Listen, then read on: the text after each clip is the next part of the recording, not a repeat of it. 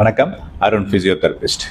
நோய் நாடி நோய் முதல் நாடி அது தணிக்கும் வாய் நாடி வாய்ப்பச் செயல் அப்படிங்கிற திருக்குறள் அர்த்தம் என்னன்னா, ஒருத்தருக்கு உடம்புல ஒரு பிரச்சனை இருக்கு அப்படின்னு சொன்னா அந்த பிரச்சனைக்கு உண்டான காரணம் என்ன, அது நோயினுடைய தன்மை என்ன அப்படிங்கிறத முழுமையா ஆராய்ஞ்சு அதுக்கு தகுந்தவாறான ஒரு ட்ரீட்மெண்ட் கொடுத்தாதான் அந்த நோய் முழுமையா குணமடையும் அப்படிங்கிறது 2000 வருஷத்துக்கு முன்னாடி இருக்க திருவள்ளுவர் சொல்லிட்டு போயிருக்காரு.